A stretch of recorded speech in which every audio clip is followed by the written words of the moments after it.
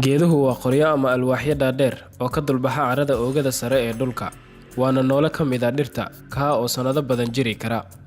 Geeduhu waxa ay nuugaan neefta wasakhaysan ee nooluhu neefsadaan, waxa ayna u beddelaan curiye hawo ah. Geedaha dhulka ku yaalla waxa lagu qiyaasaa tiradoodu 3 trilyan. Geed kasta waxa uu soo saaraa 100 oksijiin sanadkiiba, balse nasiib darro waxa aan jarnaa ku dhawaad 15 bilyan oo geeda ah sanadkiiba. Sidaa darteed, maxaa dhici lahaa haddii geedaha oo dhan la waayi lahaa? Geeduhu la'aantood roobka aad buu u yaraan lahaa. Natiijada u horeysa ee ka dhalata waxa ay noqon lahayd dhulka oo aad u kululaado. Habdhismeedkeeni guud ahaanna wuu dumi lahaa. In badan oo noocyada kala duwan ee xayawaanada ahna way dhiman lahaayeen.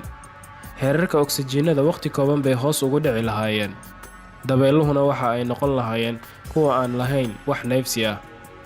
Bani'aadamkana waxa uu u dhiman lahaa hawo sumaysan. Haddaba daawade, haddii ay geeduhu inoo leeyihiin ahmiyad intaa la eg, maxay naga mudan yihiin? Ma inaan jarnaa, mase inaan aad u xanaaneyno oo aan aadna u beerno? Waad ku mahadsan tahay daawashada muuqaalka. Haddii aad ku cusub tahay channelkana, fadlan nagu soo biir oo subscribe saar si ay kuu soo gaaraan muuqaalada xiga ee aan soo gelin doono.